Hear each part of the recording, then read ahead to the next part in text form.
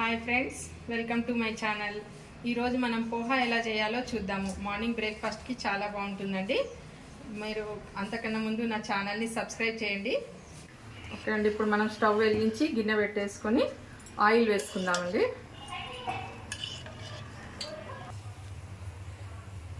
నూనె వేడెక్కింది. ఆవాలు ఒక 3 స్పూన్స్ వేసానండి ఈ స్పూన్ తోటి. జీలకర్ర ఒక 2 స్పూన్స్. నేను దాదాపు ఒక 10 మెంబర్స్కి సరిపడా చేస్తున్నానండి. ఆవాలు, జీలకర్ర, పల్లీలు. మనం ఫస్టే పల్లీలు వేసుకోవాలి, ఎందుకంటే పల్లీలు కొంచెం వేగితేనే బాగుంటాయండి. మళ్ళీ పచ్చిమిర్చి వేసాక సరిగా వేగవు. పల్లీలు కొంచెం వేగాక వేగని పల్లీలు మనకు వేగాయండి. ఇప్పుడు కరివేపాకు వేసుకుందాము. పచ్చిమిర్చి కొంచెం వేగనిద్దాం. పచ్చిమిర్చి కొంచెం వేగాయండి. ఇప్పుడు మనం ఉల్లిపాయలు సన్నగా తరిగి పెట్టుకోవాలండి. పచ్చిమిర్చి కానీ ఉల్లిగడ్డ కానీ సన్నగా తరుక్కోవాలి. ఇప్పుడు మనకి ఉల్లిగడ్డ బాగా వేగనిద్దామండి. అంతలోపు మనము అటుకులు తడిపి పెట్టుకుందాము. పసుపు వేసి పెట్టుకుందాము. పసుపు ఒక 2 స్పూన్స్. ఇప్పుడు ఈ ఉల్లిపాయ మనకు మంచిగా వేగేలోపు మనం అటుకులు తడిపి పెట్టుకుందాం. మనం అటుకులు నీళ్ళ ఒకసారి మంచిగా కడిగి నీట్గా పెట్టుకుందామండి. ఒకసారి కడిగేస్తే దీంట్లో ఉన్న మురికి అంతా వెళ్ళిపోతుంది. నీళ్ళు కడిగి వంపుకుంటే అటుకులు అవే మెత్తగా అయిపోతాయి. ఉల్లిగడ్డ వేగిందండి. మనకు టమాటా వేసుకుందాము. టమాటా ఒక 2 మినిట్స్ వేగనిచ్చేద్దాం. టమాటా వేగేలోపు అటుకులలో మనము పుట్నాల పొడి, ఉప్పు వేసి కలుపుకుందాం. మనం ఇట్లా తడిపి పెట్టుకున్నాం కదండి అటుకులు. మనం ఒకసారి వాష్ చేసి పక్కన పెట్టుకుంటే అటుకులు ఇలాగే మెత్తగా అయిపోతాయి. దీంట్లో మనం సాల్ట్ మనకు తగినంత వేసుకోవచ్చు. నేను ఒక 4 స్పూన్స్ వేసానండి. మనకు కావాల్సిన మళ్ళీ వేసుకోవచ్చు. నెక్స్ట్ పుట్నాల పొడి గ్రైండ్ చేసి పెట్టుకున్నాం కదా, ఆ పుట్నాల పొడి. ఇది కూడా మనకు కొంచెం మంచిగా వేసుకుంటేనే టేస్ట్ వస్తుంది. నేను ఒక 8 స్పూన్స్ వేసుకున్నాను. నిమ్మకాయ అండి.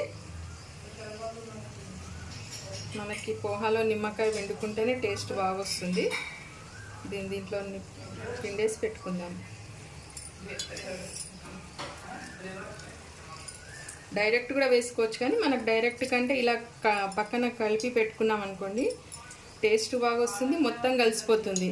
మనం ఆయిల్లో వేసుకున్నాం అనుకో మనకు కొంచెం అదంతా కలిసిపోయినట్టుగా ఉండదు. ఇలా కలిపి పెట్టుకొని కొంచెం పసుపు దీంట్లో కూడా వేసుకుందాం.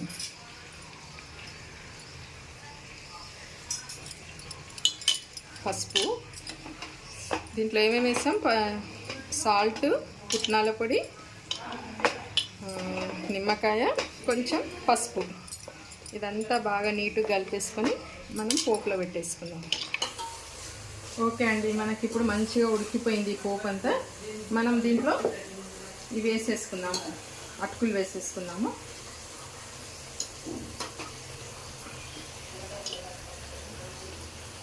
ఇలా ఒక చేయితో పట్టుకున్నాం అనుకోండి ఒకరికి వస్తుంది అనమాట. మీరు కొలతగా పెట్టుకోవాలనుకుంటే కూడా చూసుకోవచ్చు. ఇలా ఒక మెంబర్కి ఇలా నేను 10 మెంబర్స్ అన్నాను కదండి. మనకి ఇలా 10 టైమ్స్ వేసుకుంటే 10 మెంబర్స్కి అవుతుంది. మీరు కొంచెం తినేదాన్ని బట్టి కొంచెం అటు ఇటు కూడా వేసుకోవచ్చు.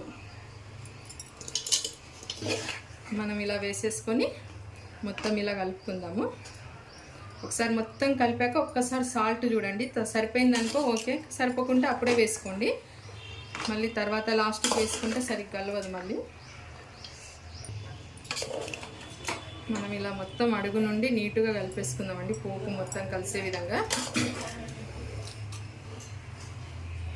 మనకు దీంట్లో పచ్చిమిర్చి, పుట్నాల పొడి, ఉప్పు కరెక్ట్గా తగినంత వేస్తేనే బాగా టేస్ట్ ఉంటాయండి అటుకులు. చప్పగా అలా తింటే బాగుండవు. అందుకే కరెక్ట్గా నోటి నిండా ఉండాలి ఉప్పు కానీ కారం కానీ. ఇలా అంతా కలిపేసుకొని ఇప్పుడు సాల్ట్ చూసుకోండి, సరిపోయిందనుకో ఓకే, లేకుంటే ఒకసారి వేసి కలుపుకోండి. కొంచెం పడుతుందండి, నేను ఇంకొక స్పూన్ వేస్తున్నాను. ఇప్పుడు కలిపేసి ఒక 2-3 మినిట్స్ అలాగే మూత పెట్టి ఉంచేసుకుంటే మధ్యలో ఒకసారి కలుపుతుండాలి.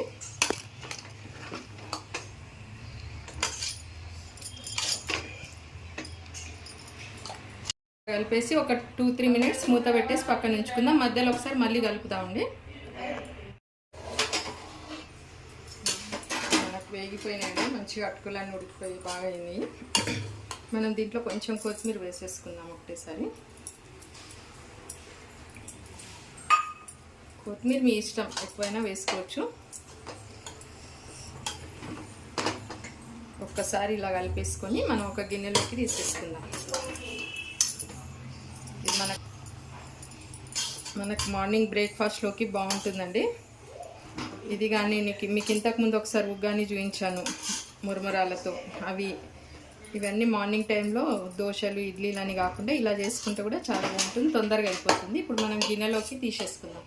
1/2 kg పైన పచ్చిమిర్చి, ఉల్లిపాయ సన్నగా తరిగి పెట్టుకోవాలండి, కరివేపాకు, కొత్తిమీర, పుట్నాల పొడి, ఉప్పు, పల్లీలు, టమాటో. ఓకే ఫ్రెండ్స్, మనకు పోహా రెడీ అయిపోయింది. పోహా అంటాము మనం, అటుకులతో ఉప్మా అని కూడా చెప్పొచ్చు. మన మార్నింగ్ బ్రేక్ఫాస్ట్కి చాలా బాగుంటుంది, తొందరగా అయిపోతుంది.